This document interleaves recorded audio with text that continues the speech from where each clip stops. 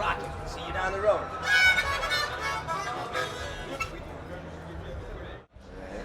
Hello, guys of United Rock Nations. We are an amazing company with Michael Monroe. How are you? I'm very good, thank you. Very well, thank you very much. The show was amazing. So, how do you feel after this show? Thank you. I feel good. It was great to be playing at this festival finally for the first time, and the crowd is amazing. I mean, great audience. It's really great experience. It's lovely.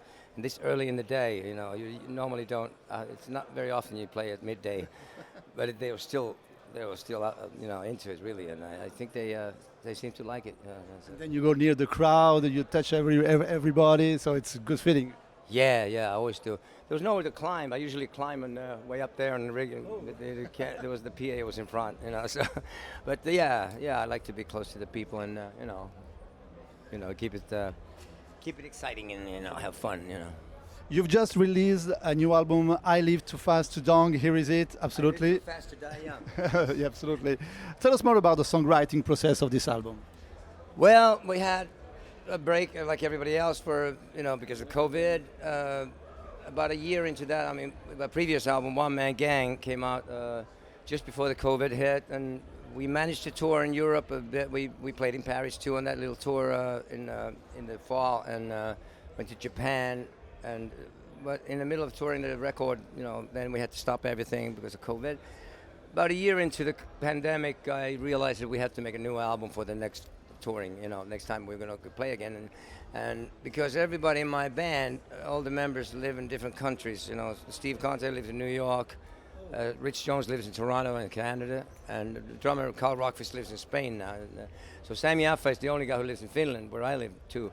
So we couldn't play live for over 2 years, but we had like 34 songs last summer to choose from, and we got together in August in Helsinki to lay down some demos quickly, and recorded about 20 of them, and then went to the studio in November and started recording the album, did some pre-production of a few days, and then I chose a new studio and a new engineer I never worked with before. This guy, Erno Laitinen, who's a Finnish guy in Helsinki, Inkfish Studios. And he actually mixed Sammy's solo album. And that way I got to... I like his work, and I went to meet him, and he had a good vision, and he was more than an engineer. In the end, he's listed as producer with the band. The band and him produced the album, actually. And I got it down to 11 songs, which is great, because, I like old-fashioned albums with, you always try to stick to about 10, 11, perfect amount. And I think it was a conscious risk going to a new place with a new guy, but it really paid off because we renewed the band's sound and style in the best possible way, production-wise, sound-wise, song-wise. It's a lot of variety, and I'm really pleased with this record. It was really special.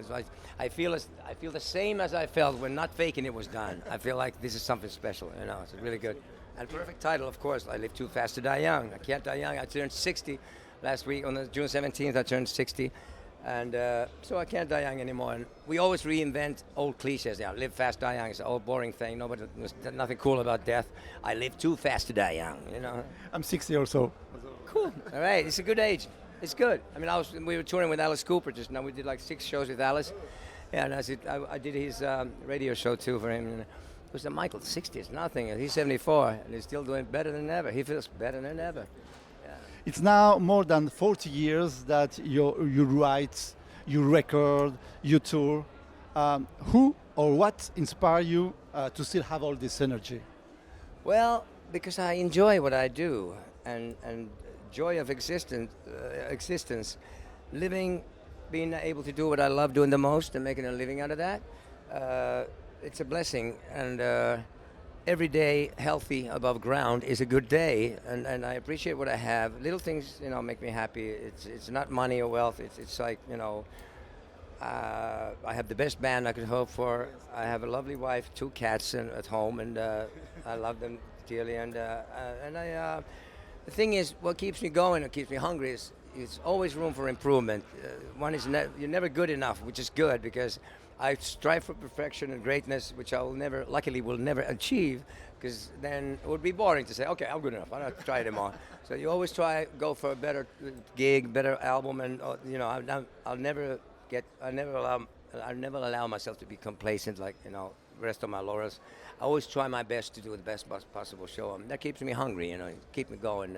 Try harder and harder, and it's fun. One of the best moments in life is like after a gig with these guys. Coming back after the show, I said, "Yeah, that was good. Yeah, went well. It was like a sacred moment, and it's a real high, a natural high, and having the interaction with the audience in that moment is something you cannot recreate with computers or download or anything like that. You have to be there in the moment. It's live music for live people, and that's so wonderful to be able to do that again now, since the pandemic's starting to go away. But we still get to be careful. Yeah, we still have to be careful, but. It looks like it's starting to go away if people just remember to be a little patient still. It's like it's not over yet, but it's going away. So ever so happy to be able to do this thing again, On the new album, there's a special guest. It's Slash. Yeah. So tell us more about. It's now a long time since you are friends with the members of Guns N' Roses. Yes. Tell us more about when you met them the first time. Yeah, okay. It was actually, I was filming a video for Dead Jail or Rock and Roll for this album, the first single video that came out of this. I was doing it in New York City. And Axl Rose happened to be walking by, down the block, and he asked what's going on here with all these police cars and stuff. And somebody said it's Michael Monroe's video.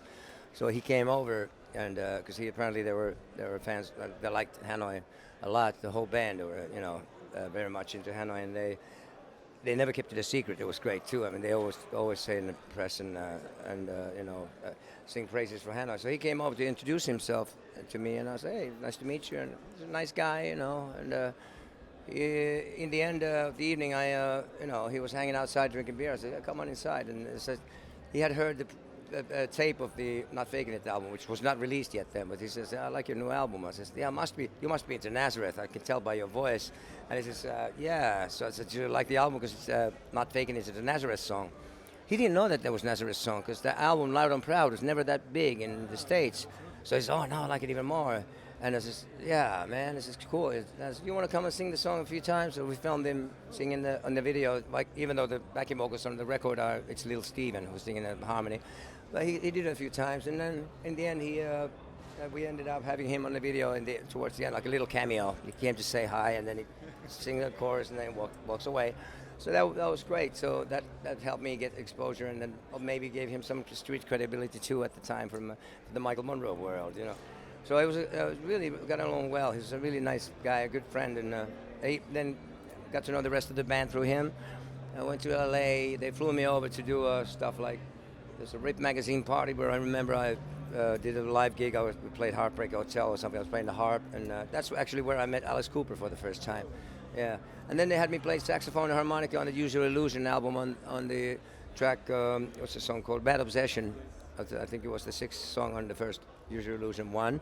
And Axl told me before I got there, he told me on the phone, we ended up talking about the Dead Boys, and he said he never really heard that much of the Dead Boys, so I made him a audio cassette of Dead Boys, and then we were driving around, he was driving around in his car, I was with him and in Hollywood, and we were listening to the tape, and when that song Ain't It Fun came on, it's like, wow, we got to do this.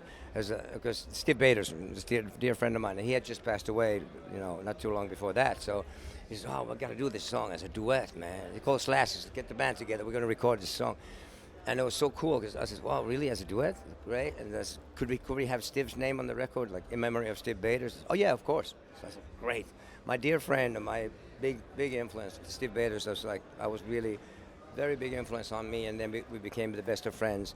So I was so happy to be able to have him a tribute to Steve with me and Axl doing the song as a duet, and have Steve's name be seen by millions of their fans. So I asked nothing. I said I didn't want any money for it. I said as if we can just have the song on the album and have it say in memory of Steve Baders, and then just spell my name right. That's all.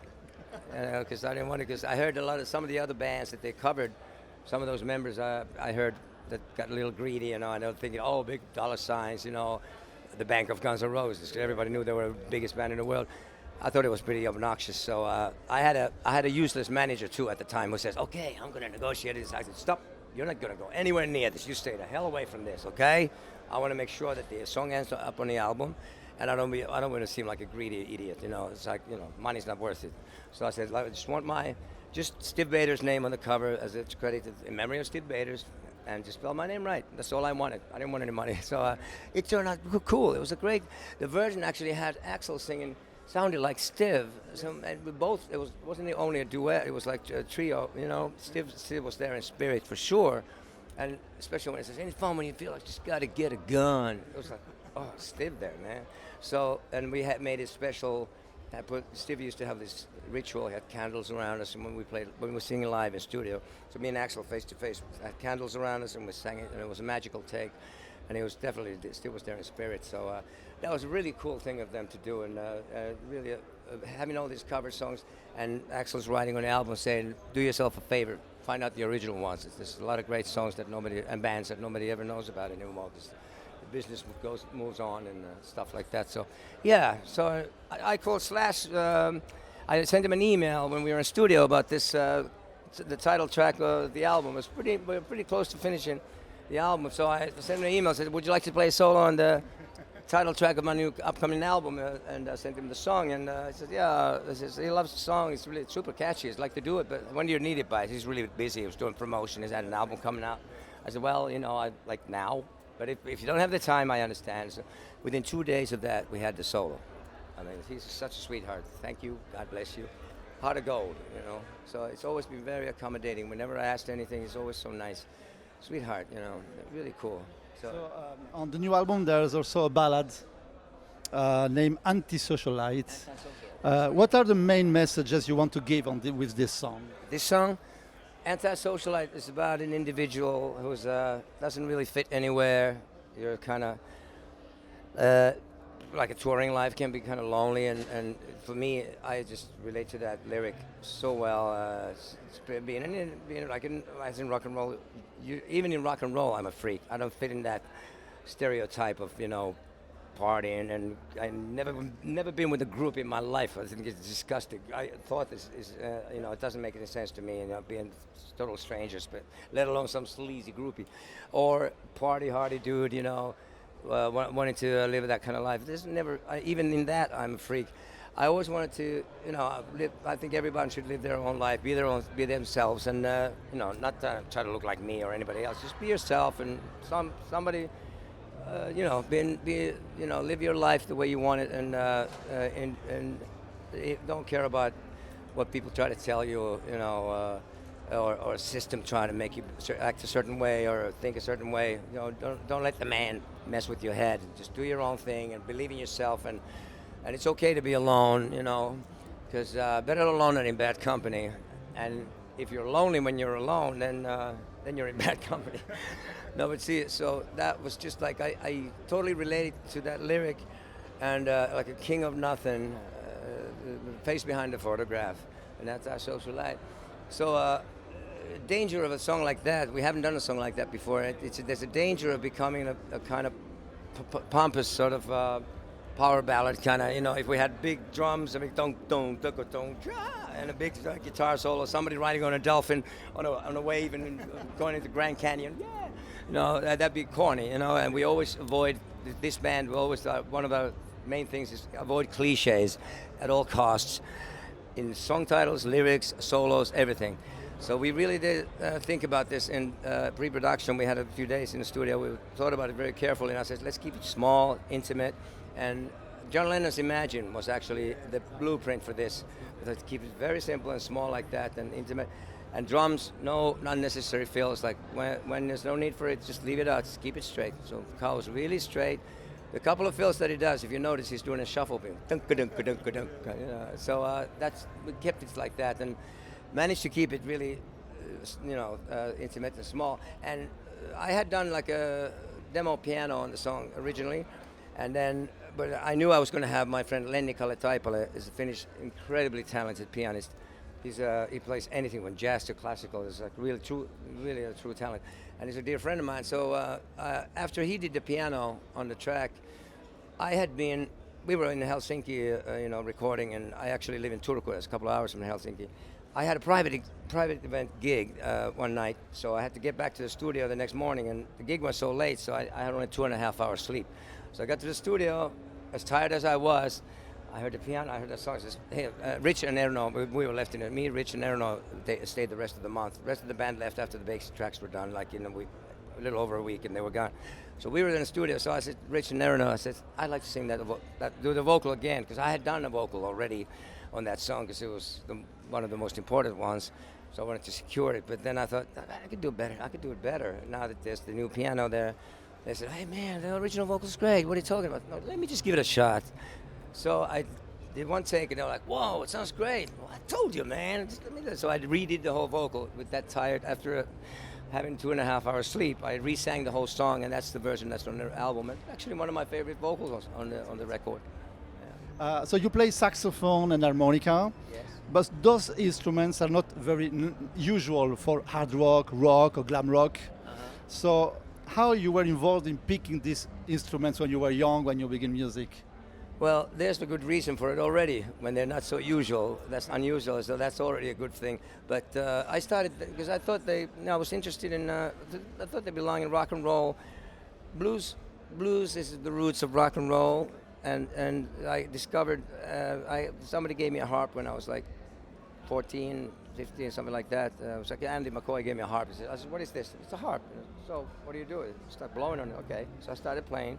And I learned at first lips were bleeding, and then I discovered, and as a kid, we had first rock records we had in the family. My dad bought me and my two older brothers. I had Led Zeppelin 2, and Deep Purple, Fireball, and Alice Cooper, Love It to Death. That was when I got into Alice, and then I discovered Little Richard, Rolling Stones, and the Ramones. From then on, but the blues was really, he does. Robert Plant plays some blues songs on Bring It On Home and whatever, the stuff that they didn't credit to the original writers. But then I discovered Little Walter, he's the best, still to this day, the best harp player of all time. So I thought I love the harp. I think I play better harp than the saxophone. My saxophone, I bought it because I thought it sounded Little Richard, coasters, it's part of rock and roll, So to me it was cool. I had studied flute, classical flute for a year, which kind of helped a little bit with the fingering, but then I just went and bought a sax, and it was really old leaky one, and it was really hard to play because it was leaking, it was in such bad shape. And then I got myself a real good Selmer, alto Selmer, and that was like in mint condition, and I was like, whoa, that was better than I thought. But I studied myself, and I think it adds a nice color to I will usually always have a couple of songs with sax on them on an album, and singers like me don't really usually play the sax, so that's nice to be. The more difference, the better. Yeah, but then I had my dad's sax that I was from the 50s, was Selmer. I got stolen on the Hanoï Rocks tour in 1983, and for a week I was like, don't even talk to me. Somebody ripped it off at the backstage at a show because the roadies weren't paying attention. And then I went to the musical store to buy a new sax in London, to Lewington's, and there was nothing I liked that was that good. So then the guy said, wait a minute, we have a special one here for you. You might want to try. He brought me a tenor. I played alto up until then, so tenor is that's the rock and roll sax. The little bigger one, a little lower, a little fatter sound. And this sax it's a Selmer from 1939. It was like really old, but it was in mint condition because it had been used in a Beatles movie as a prop. And it had, preserved all these years. It hadn't been touched, so it was in mint condition. And I was like, wow, this is the real deal. That's what I wanted. So that sax, I still have it at home. I don't take it on the road because it's still replaceable. But then I started playing tenor, and that sax I played the solo for A Million Miles Away with Hanoï and all. And I realized, tenor is the way to go. So I do sections sometimes too, tenor and alto, and I have but funnily enough, on this album, Live Too Fast to Die Young, I tried, even on Antisocial, I tried a sax solo, and it just didn't fit. So I'm not going to force it there if there's no place for it, or harp. If it doesn't serve a purpose, then let it be. And then for this album, and as harp as well, I tried a few songs, and we were going so fast in the studio that I really didn't have that much time to think, but I thought of all the songs. I thought, the harp doesn't really fit. Now afterwards, Rich brought it up and says one song that could have had a harp solo was All Fighter. That might have been okay, but then again, I like the solo that's there in guitar. So I'm not going to force it on there if there's no place for it. However, there's a clean harp on Everybody's Nobody has that middle section with the clean sounding harp, so that worked out good. 20 years ago, I met you. Yes, it was the first time in a medium show in Cannes, in the south of France, Oh boy! with the Hanoï Rocks. Yeah, the rebirth. Of Yes, at that time it was the reunion after the break. Yeah, What motivated the reunion? What was the feeling at that time? Well, first of all, it was not a reunion; it was a rebirth. Yeah, really. I mean, I had met. I mean, Andy McCoy had moved to Finland before I had moved there, and then I moved there, and after 10 years in Manhattan, I got sick of the music business in the States, in America. And, music has no business in the music business. So I saw there's a lot of bands and a lot more music happening in Finland, and I moved there in like '96, and then made a couple of records, and then I ran into Andy at a Hanoï Rocks CD box set release party, and he seemed to be really together. He had fallen off a balcony, of like 3-story balcony, and he was, it's a miracle he was alive, let alone that he can walk. He was in a wheelchair at first, and then he was on crutches, and he was recovering. His legs were in many pieces. They got titanium, in his legs, and he was recovering from that accident. And then my late wife of 16 years passed away in 2001, so I was kind of recovering from that. I mean, it was a shock, and I just wanted to keep working, and I kind of got reacquainted with Andy in a way that we hadn't been before. In the 80s, we drifted apart at some point in the beginning in Hanoi, and he used to write most of the songs, and didn't really think of much of me as a writer. It was like, whenever I had suggestions, he was, I got a better one here. So I allowed him to get to that point where he wrote most of the stuff, and great stuff he wrote too. So, but I did a lot of arranging. I did write some lyrics too, but I didn't care about the credit. I just wanted the song to be as good as possible. Now, 2001, we started getting reacquainted in a different way, and he had learned to respect my ability as a songwriter, and I really came onto my own as a songwriter around the Not Faking It time. So, and I also made it clear I can't write corny, superficial bullshit lyrics anymore, like, oh baby, oh baby. It's hard to understand the thing between a woman and a man, which was the original lyrics for You Need People Like Me. Okay. So I says, how about so jaded, radio and MTV, you need people like me, I had to have, content and some kind of relevant lyrics for me to sing to get into. And it was interesting to see what we could do after all these years, creating new material, not just like reunions. I usually like you put the old band together and you cash in on the past. That's how you said rebirth. Yeah, rebirth. I was thinking that never occurred to me. Originally, it was called Hanoï Revisited, which just did one show, and my late wife had just passed away, and that happened to be, and we were going to do just like revisited 2 gigs, big festivals in Finland, which we did. Then I thought, we had fun working together, and I thought we had the name from the beginning. It was the 2 of us. So after a long, hard thinking, I decided, okay, why not use the name? It's the coolest name ever. So it was our legacy. So the thing was, it was born again, and it happened by itself, and it happened for the right reasons. We were creating new material. Some stuff from the past I remember that Andy doesn't remember. I said, yeah, what this song you had back then? We never finished. Oh yeah.